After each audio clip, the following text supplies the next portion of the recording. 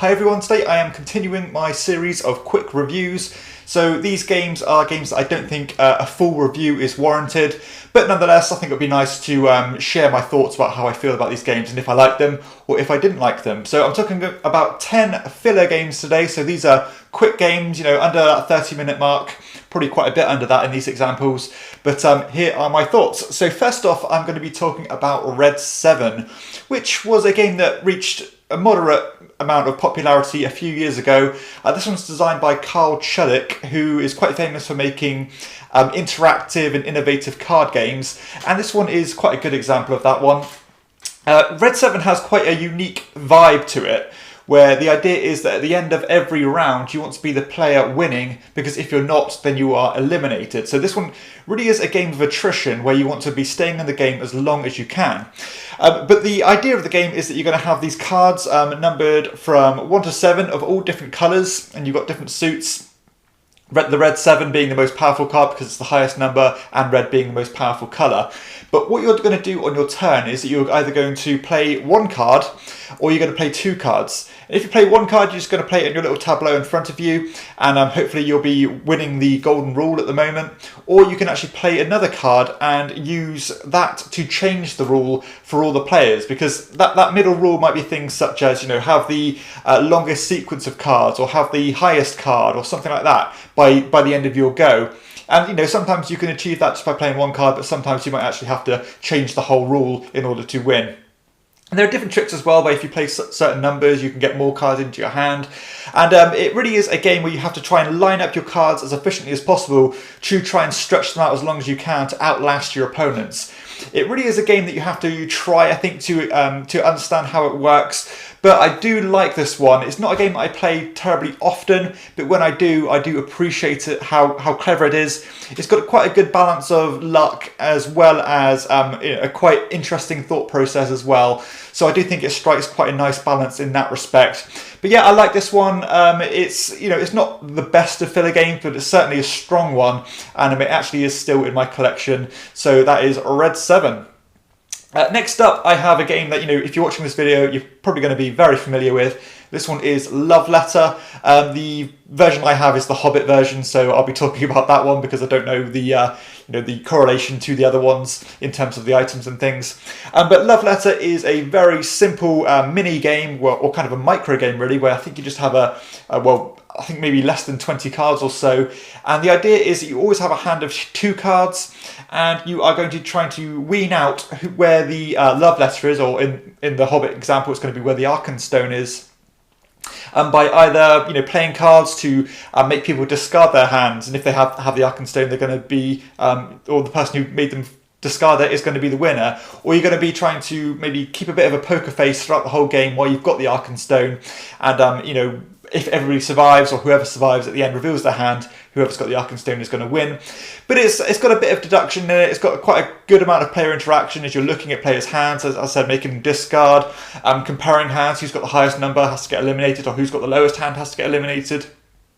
So yeah, it's okay. I've had quite a bit of success with this one over the years. I think this one, there's not many games out there that I have a bit of a sentimental value with, but Love Letter is that, because my gaming group have had a lot of fun with this one over the years, and we like to we like to dive into this one and play it at that high level of trying to keep a poker face and really milk it. But it's a good game, and I don't think it's a great game, but I think it's certainly reached a pinnacle of popularity, and probably for good reason. So that is Love Letter.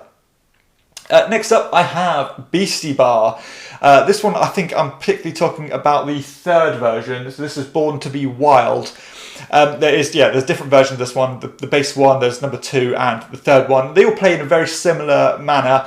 And the idea is that we have a hand of cards for all these different animals, and we're going to try to use the skills and attributes of these animals to try and get to the front of the line of a nightclub. And after a certain amount of cards are played, then the people in front of the queue are going to get into the club and give the owners rewards or points for the end of the game. And the ones at the end of the queue are going to get taken out of the game and not score anything. The way the cards interact in this game is really interesting. For example, some might push to the front of the queue, some might sneak past animals that are bigger than them. The big animals might beat up every animal on the way. And all the way they interact with each other is very dynamic. It's quite hard to plan carefully with this one. But there is a decent amount of autonomy in your decisions. It's one of those games where I think you just have to sit back and enjoy the carnage a bit and hope it works out for you. But I do appreciate the original theme and the creative ideas, and I think all the different versions as well mesh together so that you can have a bit of a hybrid game between all the different versions. So if this is your cup of tea, these kind of line management games, then Beasty Bar is a strong example of that, and I do enjoy this one. So that is Beasty Bar. Next up, I have Ninja Club. Now, Ninja Club is it's a game where you're going to lay out loads of cards on the table, and these cards are going to depict different ways that you can move your player pieces, because you're going to start with player pieces on some of those cards, and then you're going to play cards from your hand to navigate around those cards by jumping over empty spaces or moving as far as you can vertically or horizontally, that kind of thing. And where you end up, you're going to pick up the card and add it to your hand and get points and things. It's another kind of game of attrition where you want to stay in the game as long as you can, not to try and back yourself into a corner where you can't move anymore, because when that happens, you're going to be out of the game. But ultimately for me, I think there's a lot of games like Ninja Camp, of this kind of vein. And I don't really think Ninja Camp does enough to differentiate itself from the pack. It's quite generic. It's perfectly fine, but it's certainly not a game that's going to stand amongst the pack and stay in our collection at least. It's just okay. You can probably imagine what this game would play like, and it's pretty generic, as I said, but perfectly fine, quick 10-15 minute game. Next up, I have HMS Dolores, which is actually a game designed by Eric Lang, who's famous for Blood Rage, Rising Sun. So these big, sprawling dudes on a map games. But this one is a really small filler card game that is based on the prisoner's dilemma. So that key mechanism of, almost like a paper, rock, scissors idea. But in this one, you're going to be kind of greedy and take all the cards. You're going to share the cards. You're going to try and get a first choice of the cards. And you're all going to do that, as I said, to collect these cards into kind of sets in front of you. You've got all different types of nautical objects.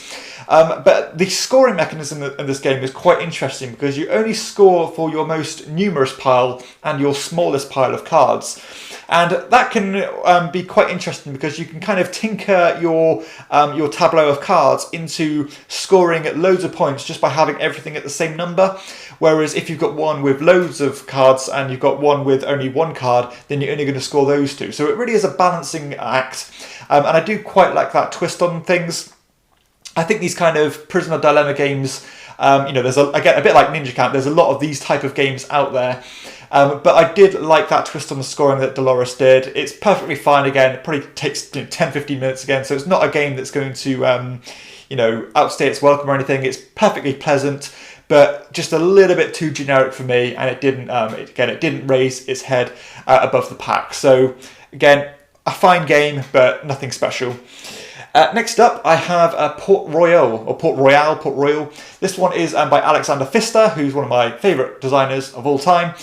This one is a push your luck style game, as you are playing cards, or kind of revealing cards, trying not to get duplicates of these pirate ships. If you do, you're going to go bust.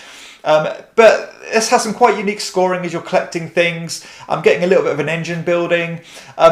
I think a really strong example of a push your luck game, and I do enjoy this one. It has a lot of the famous Pfister artwork, the famous Pfister card anatomy.